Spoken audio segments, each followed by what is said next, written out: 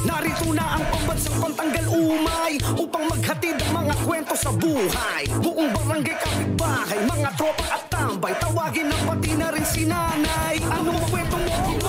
Logan na yan, saan ka man naroon? Logan na yan, gusto mong mapanood? Logan na yan, imatyogan na yan, imatyogan na yan, imatyogan na yan.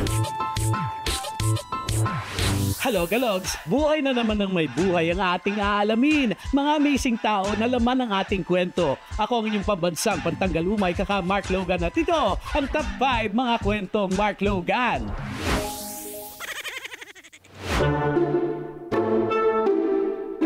Mga Kalogs, bago mag-start tayo muna ay mag-ASMR.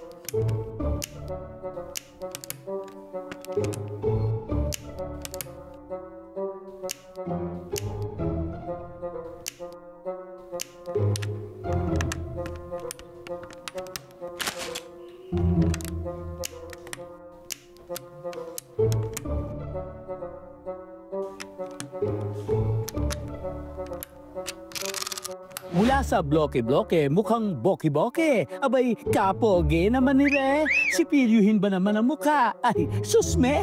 Pati gumawa ko ng mga personalized na mosaic na kung sino mang mga basketball player, sino mga celebrity na gusto kong gawin, na pwede ko siya magawa ng sarili ko.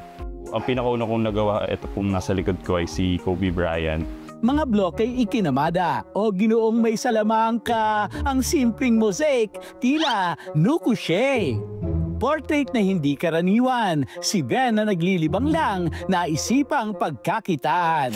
Medyo mahal ko kasi, so kailangan ko ng pondo para gumawa pa ng isa pang mosaic. Sabi ko, try ko kayang ibenta or try ko lang mag-post sa social media kung baka may bumili. Nakabenta ako, nakagawa pa ako ng isa pa.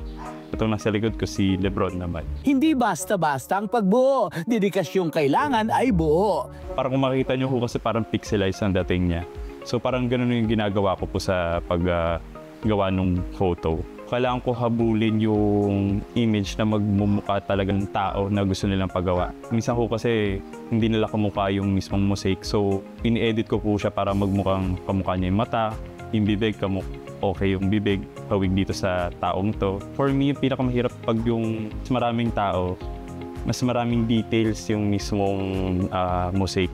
So mas maraming, kumbaga mas maraming pixels or mas maraming iba-ibang kulay yung mukha ng tao. Sa mga laruan na naging sining, isip at inner child niya ay healing. Kung siya'y ating tatanungin, ang dream project na kanyang bubuuin. Ang gusto ko gawin, pag siguro marami na akong ipon or marami na akong pondo para gawin yung mosaic, nakagawa na ako ng spolyaryo. Kung ika'y bugbog sa trabaho, minsan ikaw ay maglaro. Small wins at little joys. Ipunin mo kahit pira-piraso para sa sarili mo ay mabuo.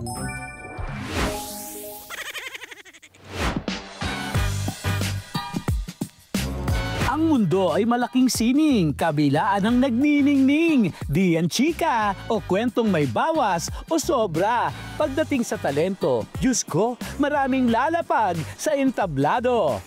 Sinuyod namin ang area ng Valenzuela.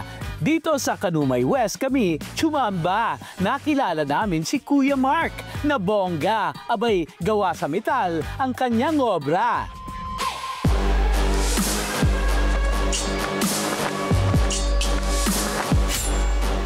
Hello Galogs! Ako po si Mark Hill Berenguela, ang metal artist ng Valenzuela City. Namamasukan ako ng welder, kaya mahilig akong magdikit-dikit ng mga pyesa. Yung mga sirang bagay, binubuo ko ulit na parang art siya. Ganon. Isa, dalawa, hanggang sa hindi na mabilang pa ang metal art na likha niya.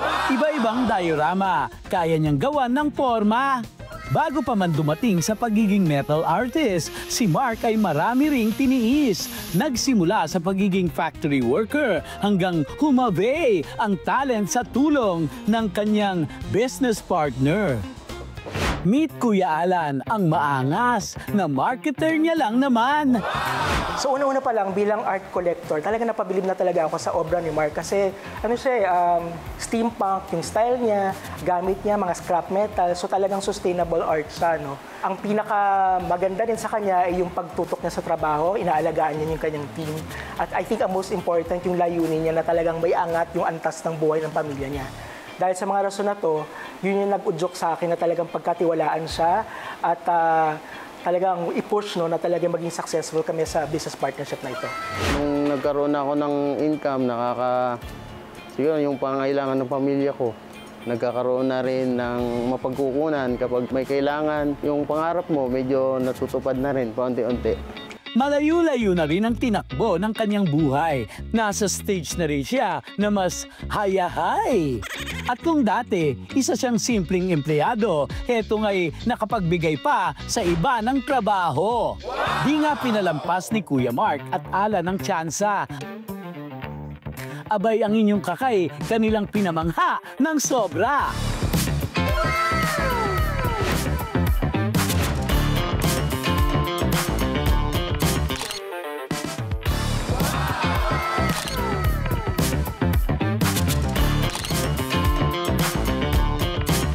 Kabog, iba rin ang kanyang pasabog. Likha lang ng likha ng obra, abay magagawa mo rin ang piyesa na sa pangalan mo'y magpapakilala ng bongga.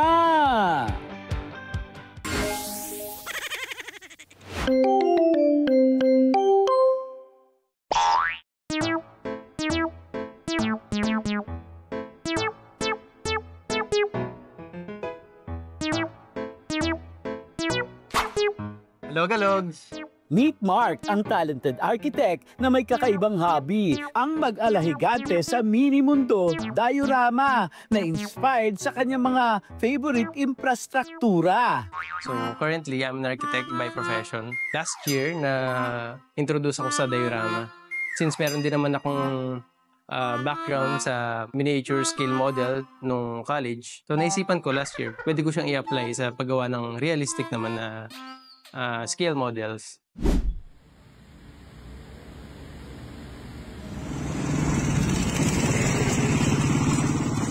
Pinipili ko yung mga structures o yung mga mahalagang gusali na may kinalaman sa vicinity or locality ng lugar. Yun yung lagi ko nakikita kapag nagkaantay ako ng jeep pag pauwi. So tumatak siya sa akin yung mga architectural elements niya. So yun yung naisip kong unang gawin bilang subject dun sa first diorama project ko. At para ma-sight natin ang kanyang mga likha ay samahan ninyo ako sa isang mini gala. First stop ay ang convenience store sa Pampanga. Kuhang-kuha ang detalye mula poste, bintana at maging ang salasarabit na kable. Kung pagkabata naman ang namimiss mo, for sure na magre-relapse ka ng malala sa next nating tungo. Ito ang nostalgic, silid-aralan na for sure pamilyar sa'yo. Kahoy na mga upuan at mga bayani sa pader, leron-leron sinta na itinuro ni Mama't Sir, wall fan na mukhang pabigay na at mga detalyeng nakakapagpaalala sa iyong pagkabata. Third station ay ang himpilang daang bakal ng San Fernando. Matatagpuan ito sa Pampanga at talagang dinarayo. Parte ng kasaysayan, masarap puntahan. Pero sa diorama ni Mark, parang bumalik kang bigla sa nakaraan. Sunod ay ang Holy Rosary Parish Church na matatagpuan sa Angeles City. Pinaka-pinag-usapan ng many dahil ang bawat detalye at sukat ay uncanny. Wow, architect na architect ang atake, kaya swak na swak ang mga sukat at detalye. Hindi madali ang nakahiligan ni Katukayo, kaya mapapatanong ka nga naman ng, Mark, ano nga bang hugot mo? habang lumilipas kasing panahon, nagde-deteriorate yung mga old buildings natin dito sa Pilipinas. So, hindi natin masasabi, may mga earthquake na dumarating, minsan renovation. So, ang goal ko is magawan ng realistic na three-dimensional figure yung mga buildings na yun para kung sakali yung mga kabataan na hindi na maaabutan yung building na yun, this way, meron tayong instrument na may papakita sa kanila para malaman nila na ganun yung original na itsura ng building. Change is constant, ika nga. Lahat ay nagbabago at maaring mawala. May mga bagay na sa memorya na lamang makikita. Ngunit ang mahalaga ay piliing maalala kung saan ka nagsimula.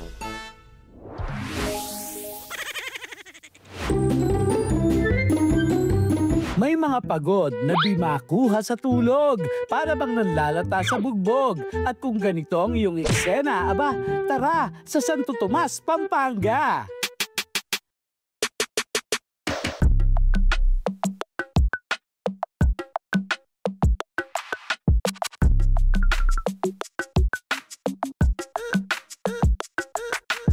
Sariwang hangin, magandang tanawin. Abay kung ganito ba naman ang sasalubong sa iyong pagdating, marirefresh talaga ang iyong damdamin. Dito sa Pampanga Pottery, ang kakaibang experience ang binabalikan dito. Buhay na buhay ang paggawa ng clay pot dito, kung saan ikaw ang bahalang humulma mismo. Anumang edad, makikita mo ang abilidad. Mapabata o matanda, handang humawak ng putik ang palad. Ang ganitong ideya, naisip lang naman ng pamilya ni Precious Garcia. Ang advocacy ng Pampanga Pottery and Agritourism Park ay mag-promote, mag-preserve, and mag-educate ng mga kapwa nating Pilipino regarding the local pottery industry here in Santo Tomas, Pampanga. We do this by education and by giving experiences sa mga bumibisita dito sa aming farm. Lalabas talaga ang iyong creativity sa bawat disenyo na pasok sa iyong arte. Tingnan nyo itong sila ate, laban na laban, be! At syempre, di kami nagpahuli ng aking son. Dumayo kami rito para ito'y masubukan at para ito'y matutuhan. Heto nga si Master Potter G na Jing, ituro sa amin yarn. Hello, Galogs! Nandito tayo ngayon sa Santo Tomas, Pampanga at magluluto tayo ng clay pot. Ayoko ng mabaho. Ayoko ng putik.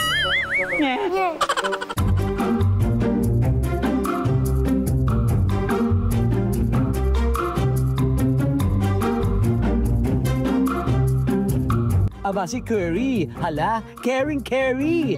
Ba't naman serious mode yan? Nak, walang cash prize yan. It's fun to play with clay. Pasok sa banga itong kakaibang karanasan. Tsak na uulit-ulitin mong subukan. Abay, hindi lang clay pot ang mahuhulma, pati ang kakaibang hatid nitong saya.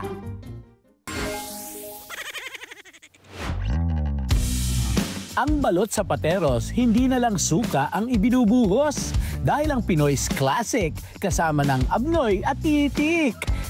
Hahanapin ang barangay the best, maglalaban sa cooking contest.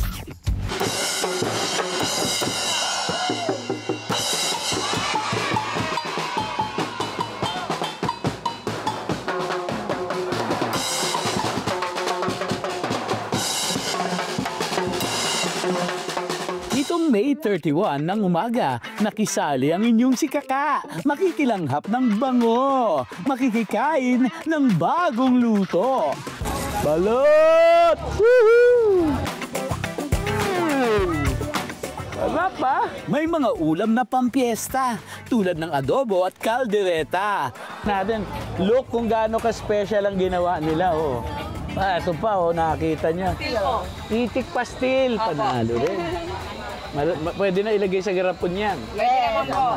Kasyang-kasya yun sa dala ko. Itik pulutok. Ano? Tapos hanggat hindi po siya tuyot na pumuputok, hindi po siya luto. Kailangan pumuputok po siya ng luto. paano kung nagluluto yung may putok? Pwede. Ha?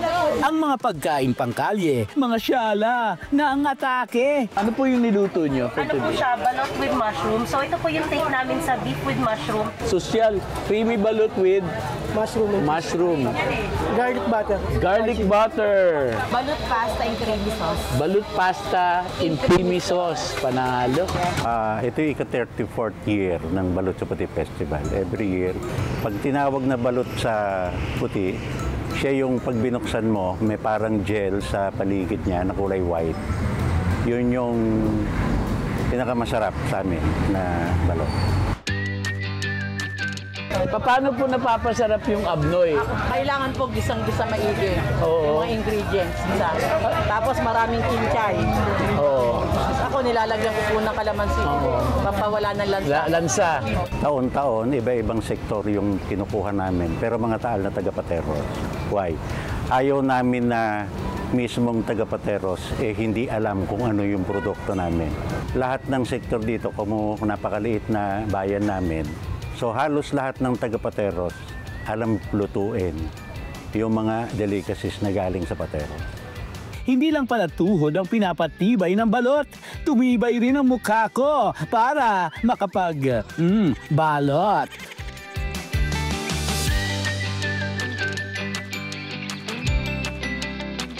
Pagbalot mo ako mamaya. Okay.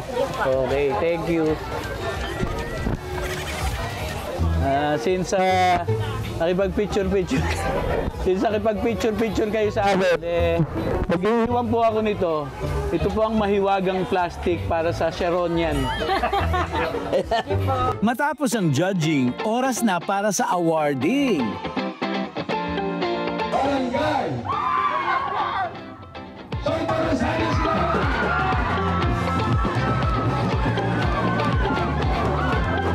Alam nyo na. Ayan na, oh. Ayun na. Oh, yan. Hi. Oh, thank you. Alam na kung bakit ito pinuntahan. Huwag na tayong magplastikan. Plastic ay handa na sa kainan. Lalong-lalo na si Kuya. Hindi pa man nailalatag, may tumira agad. Ayun. Tumalo na kayo dito bago kayo ihatid.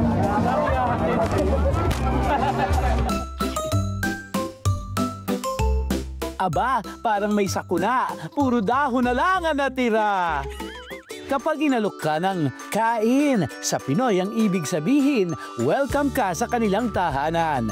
Mapapiesta man o simpleng handaan, sa pagluluto ay hindi tayo mauubusan ng sangkap at pagkaing nagsasarapan. Hanggang sa susunod na kwentuhan, samahan ang inyong pambansang Pantagalumay.